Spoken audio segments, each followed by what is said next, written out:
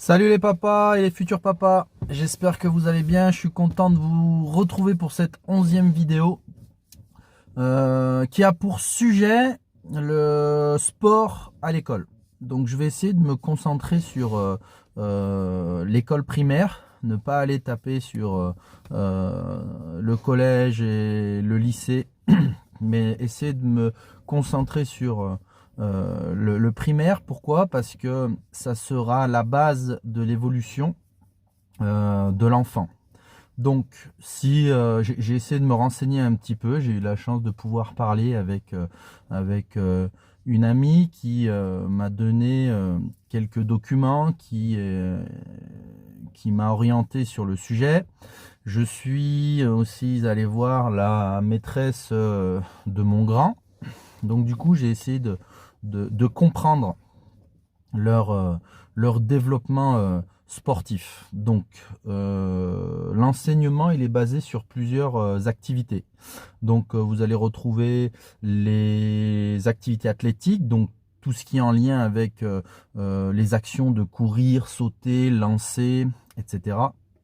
Vous allez avoir des activités en lien avec les sports co, les jeux d'opposition, euh, des sports où on va les sortir un peu du cadre entre guillemets banal, et donc du coup on va les mettre dans de l'eau, donc on va leur proposer de la natation, on va leur proposer des activités comme l'escalade, de la course d'orientation, etc., etc. Donc du coup, euh, ouais, je vais être obligé de parler aussi des activités un petit peu artistiques comme le cirque, la danse, parce que ça reste assez ouvert sur le papier. Franchement, j'ai lu des documents et c'est vraiment attrayant. C'est vraiment attrayant.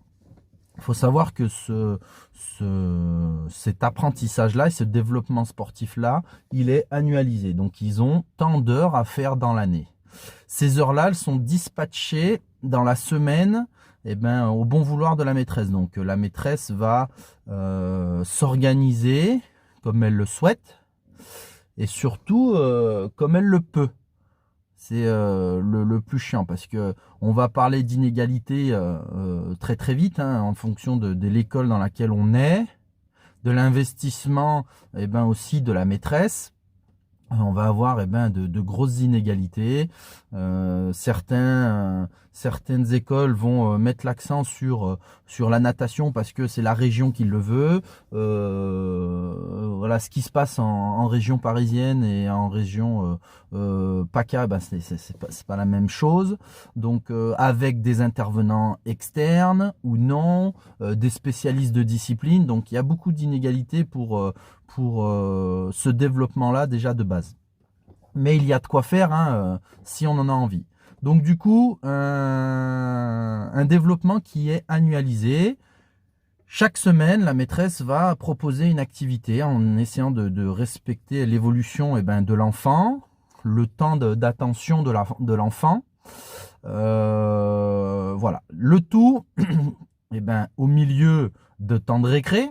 Donc un temps de récré qui est beaucoup plus important, 30 minutes je crois chez les plus jeunes. Et bien évidemment, une fois que leur capacité d'attention augmente, et bien ce temps de récré diminue. Donc du coup, entre guillemets, on a moins la possibilité de pouvoir souffler plus on grandit. Donc, une partie de sport, une partie de récré, le tout au milieu de l'apprentissage et du développement intellectuel de l'enfant. Donc ce qui serait intéressant de voir, c'est la part du développement intellectuel de l'enfant par rapport à celui du développement moteur. Donc ça, c'est un peu compliqué à répondre, à savoir, puisque ça dépend de l'organisation de la maîtresse. Pourquoi je fais cette vidéo? C'est que sur le papier, tout est beau. Franchement, même dans ce que j'ai pu lire, on peut parler de performance. Ils ont des buts bien précis sur le développement de l'enfant. Ils veulent les amener à avoir une optimisation de leur performance. Ok, on parle de performance moteur. Savoir courir, sauter, se déplacer, se repérer dans l'espace, coopérer, etc. Donc sur le papier, c'est vraiment top. Après, d'un point de vue pratique, et comme je vous l'ai dit, vu les inégalités, et puis les envies, parce que je ne sais pas si on ne mettrait pas en avant parfois le développement intellectuel au niveau mathématique et français plutôt que le sport. Bon, ok, quand on a moins de temps, je pose la question. Donc, à mon avis, je pense que sur le papier, tout est beau, mais en pratique, c'est loin d'être le cas. C'est loin d'être le cas. De toute façon, on fait face à un fléau hein, avec depuis de nombreuses années des enfants qui ont de plus en plus de difficultés dans l'apprentissage, dans la concentration, tout ça. Pourquoi? Parce qu'on essaye de les mettre dans des cases, alors que peut-être que chacun a son seuil d'évolution, son niveau d'évolution. Voilà, vous allez me dire, c'est impossible d'individualiser le travail, certes, mais peut-être qu'il y en a certains enfants qui auront plus de facilité que d'autres, donc du coup, il y en a qui auront besoin de plus de temps que d'autres, etc. J'aimerais savoir pourquoi on n'en tient pas compte. Donc, toujours par manque de moyens. Je suis pas le premier à réfléchir à ça et à mettre des mots sur ça, mais avec les travaux... je peux citer de Madame Alvarez, les travaux Montessori. C'est très vieux ça. On a commencé à réfléchir très vieux au développement de l'enfant. Mais on continue à avoir des inégalités de développement intellectuel et sportif. Je vais essayer de rester dans ma branche, le sport. Donc pour moi, ce qui se fait à l'école, ce qui est prévu, c'est très bien, ok, mais c'est insuffisant pour un bon développement moteur, pour respecter le développement de l'enfant. Donc, il serait bien, mais c'est une petite anecdote que je peux donner, quand on sort de l'école, quand on a un moment, ce moment-là, il va être, on va être obligé de l'organiser, ce moment, ok, de se le prévoir. Parce que vous allez me dire, oui, mais tu comprends, je n'ai pas le temps. Pourquoi tu te laisses pas le temps, s'il te plaît? Pourquoi tu te laisses pas le temps de passer du temps avec tes enfants ou avec ton gon, avec ton garçon ou ta petite fille? Ok, ça, j'ai du mal à le comprendre. De toute façon, on est toujours obsédé par notre environnement. On a trop de boulot, on a trop de choses à faire, mais on passe trop souvent à côté du développement de notre enfant. C'est-à-dire qu'un jour, on ouvre les yeux, et c'est pour ça que j'essaye d'être ciblé sur ça, et notre enfant, il a grandi. Et là, c'est trop tard, hein. On ne peut pas faire machine arrière. Hein. Je ne parle pas de développement, hein. Je parle déjà de passer du temps, hein, de passer du temps avec ses enfants. Donc, il est vrai en fonction du temps, etc., et de mes humeurs, vous pouvez voir tout ce que vous voulez. Souvent, ma femme me dit, tu passes un petit tour au parc après l'école. Donc oui, des fois, ça me saoule vraiment, parce que oui, j'ai passé une dure journée. Mais une fois que j'y suis, c'est magique.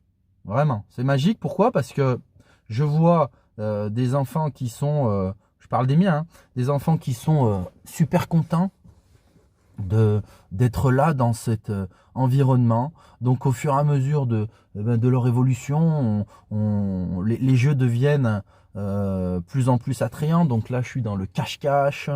Même si j'ai fait un post il n'y a pas longtemps, là, le cache-cache, il est ridicule, mais au moins on s'amuse. C'est le attrape-trappe, c'est t'es le monstre, je suis le gentil. Donc tout ça au milieu de choses à grimper. Voilà, je grimpe sur le toboggan ou sur les différentes structures que l'on peut trouver dans un parc. Je passe dessous, je te cours derrière, je te stoppe, je passe sur un mur. J'ai cette notion d'équilibre qui revient beaucoup. C'est génial. C'est génial et c'est gratuit. On va au parc, ok, on va au parc. Une demi-heure, une heure, ça dépend une nouvelle fois du temps qu'on a consacré à ça. Mais c'est du plus pour le développement de l'enfant, vraiment. Il va pouvoir en plus, eh ben, se vider de tout ce qui s'est passé de sa journée, parce qu'il en a besoin, même pour le plus petit qui est à la crèche. Hein. Il en a besoin. Il a besoin de ce moment-là, de sport. C'est un moment de détente, d'échappatoire, ok, mais ça reste du sport, vraiment. Donc vous allez me dire, il n'y a pas d'éducation à ça, on ne lui apprend rien, d'accord, mais ils sont jeunes. Je parle des miens de 2 ans et 4 ans, et bientôt 5. Ils sont jeunes, donc il y a l'école. À l'école, on va leur apprendre beaucoup de choses, d'accord, si ils ont le temps. On a décidé de lui donner la chance de se développer eh ben, dans le milieu aquatique. Donc on l'a inscrit à la natation. Donc c'est pas ouvert à tout le monde. Hein. Payer une licence, je suis d'accord avec vous. Hein. Ça revient relativement cher. Et c'est pas cool. Vraiment, c'est pas cool. Mais c'est comme ça. Donc on ne peut pas. Est-ce qu'on ne se dirigerait pas peut-être eh ben, du côté d'un centre de loisirs avec des prix plus attrayants, pardon, je sais pas moi, des missions locales. Je pense qu'il y a la possibilité de faire du sport gratuit et du sport pas cher. Okay, le sport gratuit, vous l'avez entre les mains. Je vous l'ai dit, amenez votre enfant au parc, amenez votre enfant faire une activité. Ok, ne le spécialisez pas. Ça, c'est son sport à lui. Après, peut-être qu'il va vous demander de le laisser tranquille et il va mettre en place ses jeux tout seul, mais il va se développer. C'est très important, il va se développer. Vous pouvez lui proposer une sortie en vélo dès que c'est possible, des jeux de ballon. Il y a de quoi faire. Il y a de quoi faire. Donc, tout ça pour dire quoi? Ne vous laissez pas dominer par le temps. Profitez de vos enfants. Ils vous le rendront, vraiment. C'est très important pour eux. Et ça fera du bien, ça vous fera du bien. De se déconnecter de la vie comme ça. Ok? Donc, profitez de vos enfants. Essayez de prendre du temps pour les voir grandir. Et ça sera bénéfique pour leur développement, une nouvelle fois, moteur. Donc si on résume, le sport qui est proposé à l'école, ok, avec les temps de récré, ok. Est-ce suffisant pour moi? Non. Surtout à la base, c'est pour ça que je parle de la base, ok, de l'école primaire. Ils font comme ils peuvent ou comme ils veulent. Le moment passé avec eux, dans le parc, dans le jardin, ce que vous voulez, il faut les faire bouger. Il faut les sortir de ces écrans, même si j'ai déjà fait une vidéo sur ça. Il faut les faire bouger pour un bon développement moteur et intellectuel. Et après, si vous avez la possibilité de les inscrire dans une activité sportive, sans être ciblé, ben, ils peuvent faire une année piscine, une année gym, j'en sais rien. Et ben, ça sera que bénéfique pour l'enfant.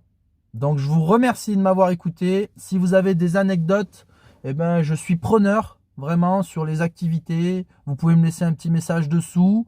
La vidéo, ça me fera grand plaisir. Allez, je vous dis à la prochaine vidéo. Force au papa!